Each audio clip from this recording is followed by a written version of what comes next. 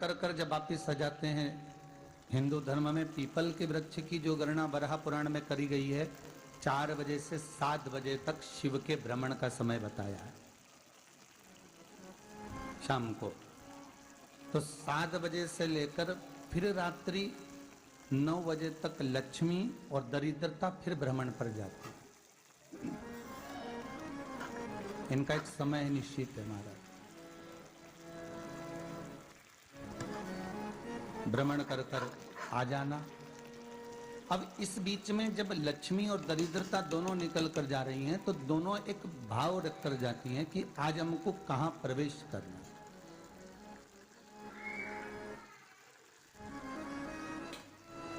आज हमें किस जगह पर प्रवेश करना है, आज हमें कहां पहुंचना है, आज हमें किस जगह जाना है। और जिस नगर में जिस मार्ग से लक्ष्मी और दरिद्रता निकल कर जाती है, ये दोनों का जब निकलना होता है, इनको स्थान दिया गया जहां पर स्वच्छता हो, घर के दरवाजे पर रंगोली डली हुई हो, द्वार पर जल छीटा गया हो। महाराज, उस द्वार पर लक्ष्मी प्रवेश करती है तो दरिद्रता भी जाने लगती है अंदर। जब दरिद्रता अंदर जाने लगती है तो लक्ष्मी उसको रोक देती है। पहले मैं देखकर आती हूं कि तेरे लिए स्थान है कि नहीं, तू यहां रुक।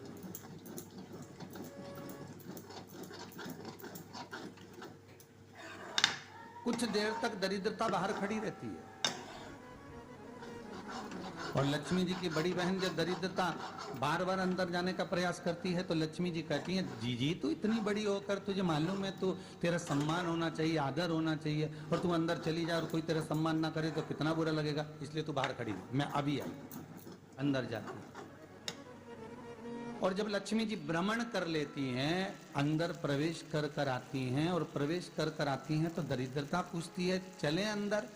तो लक्ष्मी जी कहती हैं, तुझे मालूम नहीं है क्या जीजी कि जिस घर में मैं प्रवेश कर जाती हूं उस घर में फिर दरिद्रता नहीं जा सकती, क्योंकि ये तेरा वचन था, ये तेरा वचन था। अपन दोनों का जब मंगल विवाह हुआ था, मेरा विवाह जब नारायण के साथ में हुआ और तुम्हारा विवाह जब दुसाह मुनि के साथ हुआ, दरिद्रता का विवाह दुसाह मुनि के साथ हुआ।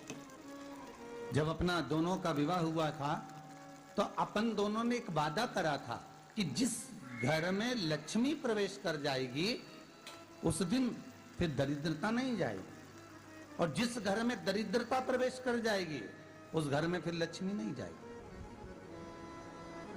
अब जब मैं अंदर देख कर आ गई हूं तो तू अंदर नहीं जा सकती, अर्थात लक्ष्मी के चरण जिस घर में पड़ गए उस घर में फिर दरिद्रता प्रवेश नहीं कर रही। चलते चलते फिर दरिद्रता ने देखा और लक्ष्मी जी इसको लेकर गई, और लक्ष्मी जी ने देखा कि इसके दरवाजे पर जल नहीं छीटा गया, इसके दरवाजे पर ना रंगोली डली है, इसका द्वार साफ नहीं हुआ है, इसके द्वार पर दीप नहीं है, इसके द्वार पर कलश नहीं है, इसके दरवाजे पर ढेर सारा कचरा पड़ा हुआ है, कोई श्वान कोई कुत्ता गंदगी भी कर कर चला गया है, कहीं बिल्ली ने गंदगी कर रखी है, कहीं जीवों ने कुछ गंदा गिरा रखा है। तो फिर लक्ष्मी जी कहती है, जी अब मैं होकर आ गई थी ना, अब तू जा, तू होकर आ।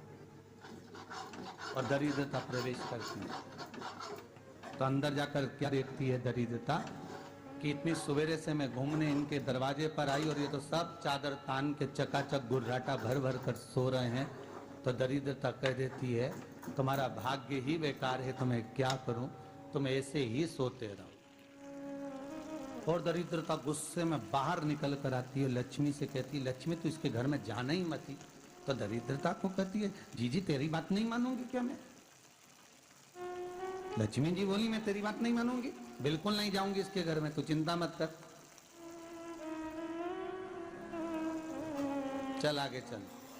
फिर आगे ये लक्ष्मी और दरिद्रता का प्रवेश।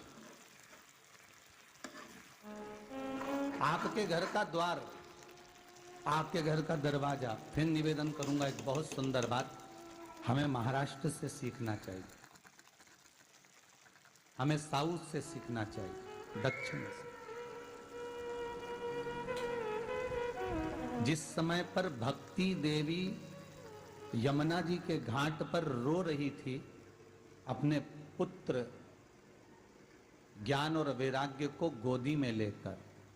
समय देव ऋषि नारद ने प्रश्न किया था कि तुम कहां पर पोषित हुई हो, तुम्हें ऊर्जा कहां से प्राप्त हुई? तो कहा, मैं गुजरात से तो चली हूं। और वहां से चलती चलती भक्ति देवी कहती है, मैं बहुत दुखी होकर, बूढ़ी होकर, द्रवित होकर, बड़ी दुख में वहां से चलते चलते जब मैं महाराष्ट्र में पहुंची तो मैंने वहां जाकर देखा कि वहां पर लोग हर पल हर घड़ी ब्रह्म मुहूर्त में उठकर स्मरण करते हैं, नाम जाप करते हैं और दरवाजे पर जल छीट कर रंगोली डालते हैं। तो कह रही है कि वहां पर मैं थोड़ी अवस्थावान होने लगी, वहां मुझे अच्छा लगने लगा। फिर जब मैं और आगे पढ़ी, दक्षिण में जब पहुंची, वहां पर जाकर मैंने देखा कि सुबह से उठकर मंगलाचरण, मंगला स्तोत्र और वेदों की ध्वनि होने लगी। वहां पर मैं और आनंदित हो गई।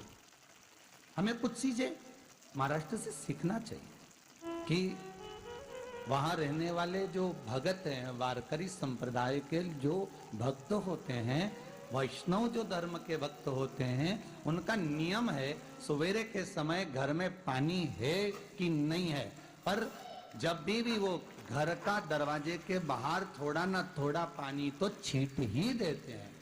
और छींटने के बाद फिर वहां पर अपने यहाँ तो दिवाली पे रंगोली बनती है जी, और वहां पर रोज की रंगोली बन जाती है कि कभी हो सकता है परमात्मा राह भूल कर हमारे घर में प्रवेश कर जाए, इसलिए वहां प्रतिदिन की रंगोली,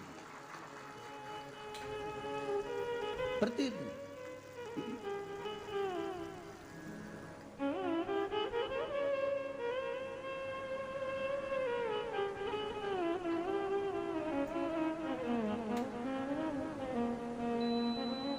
हमें सीखना चाहिए थोड़ा सा। आज के जमाने में तो बहू अपने कमरे की झाड़ू लगा ले, वो ही बहुत बड़ी बात है। हो खड़ी खड़ी बहू ये देखती रहेगी कि नौकरानी सही से झाड़ू लगा रही, वहां से लगा के लाओ, इधर से हेड के ले जाओ, वहां से कचरा सोरो, वहां से पोछा लगाओ।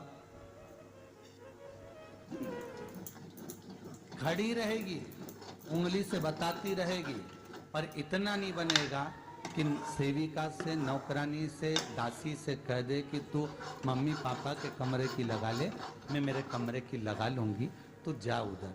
थोड़ा दया का भाव अगर होता तो उसके मन में भी आता कि मेरी बड़ी सेठानी तो अपनी जगह पर है, पर छोटी तो सेठानी की भी बड़ी सेठानी है जो मुझ पर करुणा करती रहती है।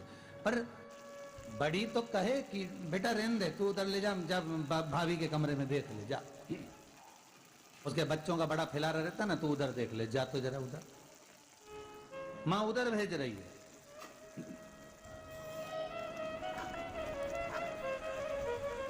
थोड़ा सेवा का भाव हमारे भीतर है। और एक निवेदन तो हमेशा करा है और अब आज भी करता हूं, पूरे घर की सफाई